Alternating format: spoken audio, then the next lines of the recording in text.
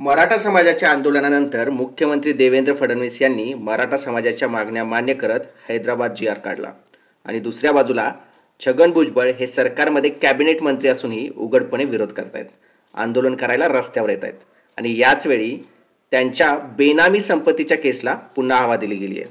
मित्रांनो, याचा अर्थ काय आहे? देवाभाऊशी वाकडं त्याची जेलमध्ये लाकडं जाणार का? देवेंद्र फडणवीस यांनी मागण्या मान्य केलेल्या आणि जी आर काढलेल्या निर्णयाला छगन भुजबळ यांच्याकडून विरोध होतोय. यामुळे छगन भुजबळ यांना पुन्हा एकदा जेलची हवा खायला लागणार का? लाईक करा, कमेंट करा आणि आमच्या चॅनलला सबस्क्राईब करा. 2021 मध्ये दाखल झालेली केस उच्च न्यायालयाने तांत्रिक कारणाने रद्द केली होती, पण आज अचानक विशेष न्यायालय म्हणतंय ही केस संपलेली नाहीये, पुन्हा सुरू होणार. मित्रांनो, ही केस तांत्रिक कारणाने रद्द झाली होती. तांत्रिक कारण म्हणजे काय? जर तुम्ही आमच्या कंट्रोलमध्ये राहत असाल तर केस ओपन होणार नाही आणि जर जास्त आवाज केला तर तुमच्यावर असणाऱ्या सगळ्या केसेस आम्ही ओपन करू. याआधी जेलमध्ये जाऊन आलेल्या छगन भुजबळ यांना हे कळायला हवं होतं. भुजबळ यांनी समाजाबरोबरच स्वतःचाही मोठ्या प्रमाणावर विकास केला आहे. स्वतःही मोठ्या प्रमाणात आर्थिक आणि सामाजिकदृष्ट्या प्रस्थापित झाले आहेत आणि तोच विकास त्यांना महागात पडत आहे. देवाभाऊंच्या निर्णयाला विरोध करणं छगन भुजबळ यांना आता जेलमध्ये घेऊन जाणार आहे असं दिसतंय. बेनामी संपत्तीची केस पुन्हा ओपन झाली आहे, पण यावेळी आपण दोन गोष्टी लक्षात घ्यायला हव्यात. या केसबद्दलची माहिती छगन भुजबळ यांना आधीच होती आणि त्यामुळे सहानुभूतीसाठी त्यांनी ओबीसी आंदोलनात भाग घेतला का? किंवा आम्ही ओबीसी नेता आहे आणि ओबीसी समाजासाठी लढतोय म्हणून माझ्यावर कारवाई होते असं त्यांना चित्र निर्माण करायचंय का? कारण भुजबळ हे मोठे प्रस्थापित नेते आहेत आणि भरपूर वेळ झालं राजकारणात आहेत. त्यांनी वेगवेगळी पदही भूषवली आहेत आणि आत्ता वेळ आहे ओबीसीच्या नव्या नेतृत्वाची. पण तरीही भुजबळ पुन्हा आंदोलनात येऊन स्वतःला ओबीसी नेता म्हणून पुढे आणण्याचा प्रयत्न करतायत.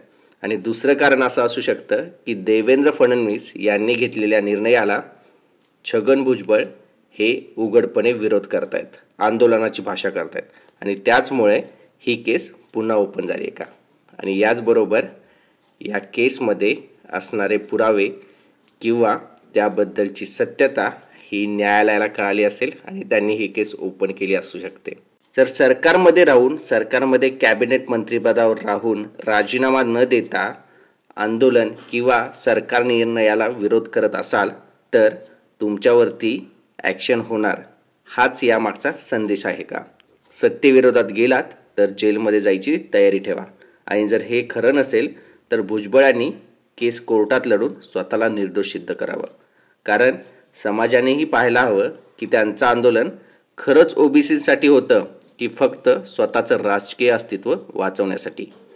आता 6 ऑक्टोबर 2025 ही तारीख निर्णायक ठरणार आहे. पुढची सुनावणी, पुढचा टप्पा आणि महाराष्ट्रातल्या राजकारणाचं पुढचं वळण 6 ऑक्टोबरपासून सुरू होते असं दिसतंय.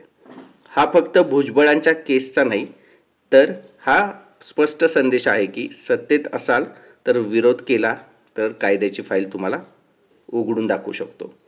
लोकांनो, हे सरळ राजकारण आता राहिलेलं नाही आहे. आता हे झालेलं आहे पॉवर गेम. ज्यांच्याकडे सत्ता आहे ते सत्तेचा धाक दाखवत आहेत आणि सर्वांना कंट्रोलमध्ये ठेवत आहेत असं दिसतंय. सरकारमध्ये मंत्री पण सरकारविरोधात आंदोलन, ही दुहेरी भूमिका आता महाराष्ट्र मान्य करेल का? विरोध केलात तर कोर्टाची तारीख ठरलीच समजा. हे न्यायालयाचं काम आहे की राजकारणाचं सूड आहे? हा जनतेच्या मनात प्रश्न आता पेटलेला आहे.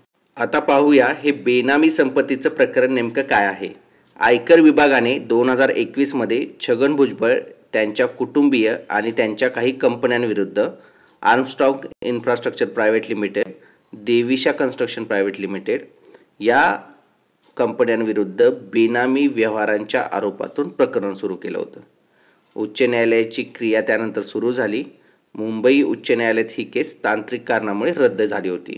म्हणजे आरोपांची गुणवत्ता आणि तथ्य तपासली नाहीत, फक्त कायदेशीर तंत्रात काही तांत्रिक गोष्टी सुटल्या म्हणून ही केस थांबवली गेली होती. विशेष न्यायालयाने आता असं निदर्शनास आणून दिलं आहे की उच्च न्यायालयाचा निष्कर्ष गुणवत्तेवर आधारित नाही तर तांत्रिक मुद्द्यावर आधारित आहे. त्यामुळे या प्रकरणाला मूळ स्थितीत परत आणण्याचा आदेश दिला गेला आहे. आता ही सुनावणी 6 ऑक्टोबर 2025 रोजी न्यायालयात होणार आहे. आता यामधून एक दिसू शकतं की छगन भुजबळांना पुन्हा एकदा जेलची वारी होईल का? 6 ऑक्टोबरचा निकाल काय लागतोय? छगन भुजबळांना पुन्हा एकदा जेलची वारी होईल का? आणि त्यानंतर छगन भुजबळांची स्थिती, हेल्थ कंडिशन बिघडून पुन्हा एकदा त्यांच्या छातीत कळ येईल का? कारण की अशी प्रकरणं आपण मागच्या वेळी छगन भुजबळ जेलमध्ये असताना भरपूर वेळा पाहिली आहेत. एकदा जेलमध्ये जाऊन कमबॅक केलेली छगन भुजबळ पुन्हा एकदा त्याच पद्धतीच्या प्रकरणात अडकणार का? यावेळी त्यांना हे प्रकरण किती महागात पडणार? कारण मागच्या वेळी छगन भुजबळ जेलमधून बाहेर आले तर त्यांना त्यांच्या पक्षात स्थानही मिळालं होतं आणि त्याचबरोबर त्यांना मंत्रिपद, कॅबिनेट मंत्रिपदही मिळाली होती. पण आता परिस्थिती वेगळी आहे. त्यांचा पक्ष पक्षकर्त्यापासून दुरावला आहे आणि हे सर्व छगन भुजबळांना आता किती महागात जातं हे पाहण्यासारखं आहे. मित्रांनो, तुम्हाला काय वाटतंय? कमेंट करा आणि आमच्या चॅनलला सबस्क्राईब करा.